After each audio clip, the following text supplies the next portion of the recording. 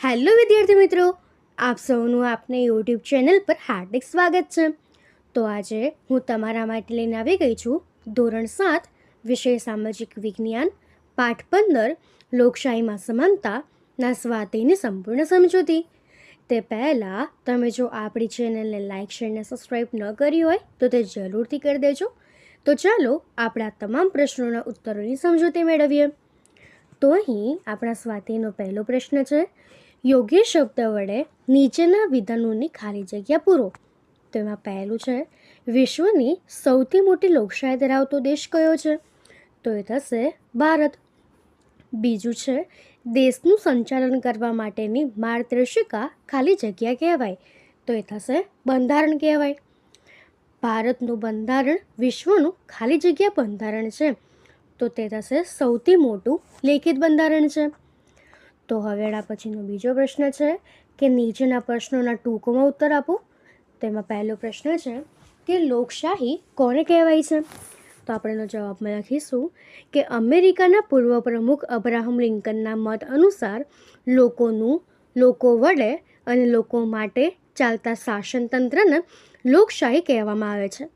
લોકશાહી એટલે જેમાં લોકોએ મતાધિકારનો ઉપયોગ કરીને ચૂંટેલા પ્રતિનિધિઓ દ્વારા લોકોની ઈચ્છા પ્રમાણે વહીવટ ચાલતો હોય એવી શાસન વ્યવસ્થા. આપણા દેશમાં લોકશાહી શાસન વ્યવસ્થા છે. ત્યારબાદ બીજો પ્રશ્ન છે કે આપણને કઈ બાબતોમાં સમાનતાનો અધિકાર આપેલો છે?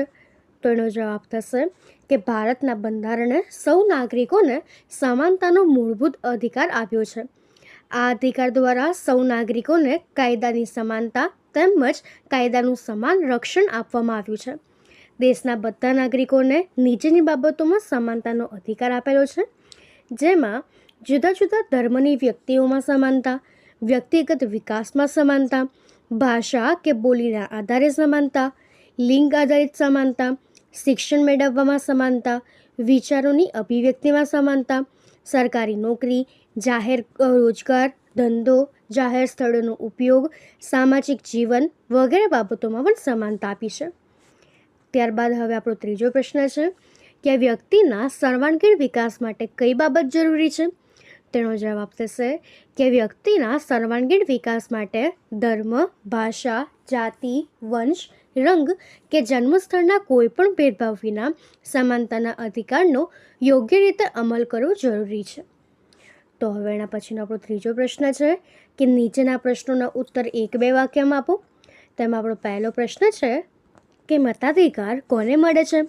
તેનો જવાબ થશે કે 18 વર્ષથી મોટી ઉંમરના ભારતના દરેક નાગરિકને મતાધિકાર મળે છે.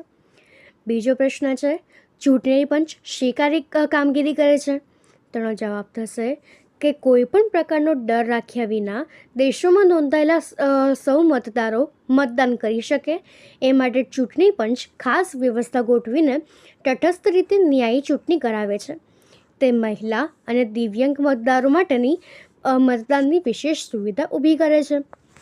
ત્યારબાદ ત્રીજો પ્રશ્ન છે, બાળમજૂરી શા માટે અટકાવવી જોઈએ? તેનો જવાબ થશે કે બાળમજૂરી એ અસમાનતા છે, બાળકોનું શોષણ છે. બાળમજૂરી બાળકોના શિક્ષણ મેળવવાના અધિકારોનો ભંગ ગણાય છે. વળી 14 વર્ષ કરતાં ઓછી ઉંમરના બાળકોને મજૂરીએ રાખવું એ કાયદાનો પણ ભંગ છે.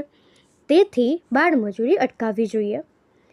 તો એના પછીનો હવે આપણો પ્રશ્ન 4 છે કે ટૂંકનોંધ લખો. તો એમાં પહેલો પ્રશ્ન છે, લોકશાહીમાં સમાનતા. તો આપણે લખીશું કે ભારત એક લોકશાહી દેશ છે. સમાનતા એ લોકશાહીનો પાયાનો સિદ્ધાંત છે. ભારતના બંધારણે દેશના સૌ નાગરિકોને સમાનતાનો મૂળભૂત અધિકાર આપ્યો છે. આ હક દ્વારા બધા નાગરિકોને કાયદાની સમાનતા તેમજ કાયદાનું સમાન રક્ષણ આપવામાં આવ્યું છે.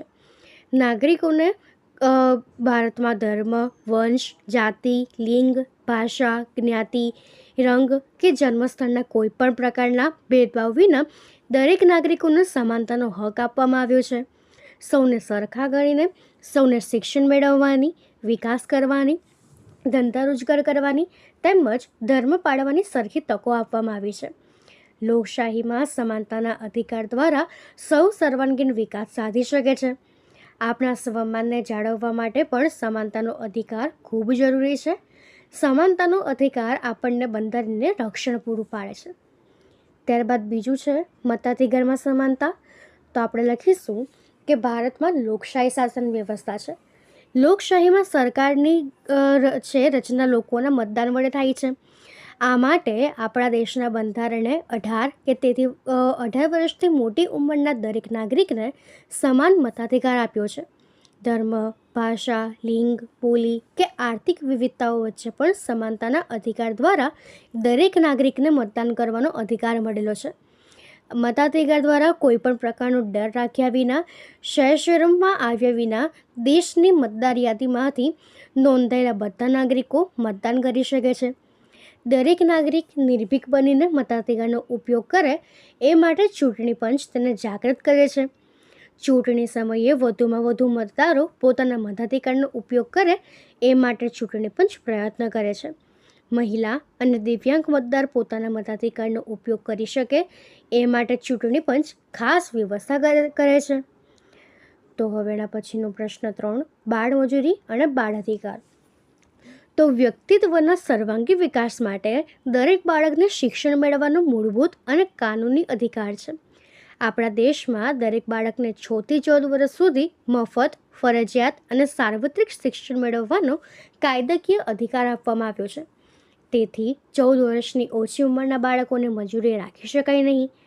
બાળ મજૂરી એ બાળકના શિક્ષણ મેળવવાના અધિકારનો ભંગ ગણાય છે. બાળકોને ભણવાની ઉંમરે તેમની પાસે મજૂરી કરાવવામાં આવે તો તે કાયદાનો ભંગ થયો કહેવાય. આ કાયદાના ભંગ બદલ નોકરીદાતાને કાનૂની સજા થઈ શકે છે. તો આપણે આ પ્રમાણે ટૂંક નોંધ લખીશું. તો અહીં આપણા સ્વાધ્યાયના તમામ પ્રશ્નો પૂર્ણ થાય છે. જો આમાં તમને કોઈ પણ ડાઉટ હોય તો તમે કોમેન્ટ સેક્શનમાં જરૂરથી જણાવી શકો છો અને આપણી ચેનલને લાઇક, શેર અને સબસ્ક્રાઈબ જરૂરથી કરી દેજો. Thank you.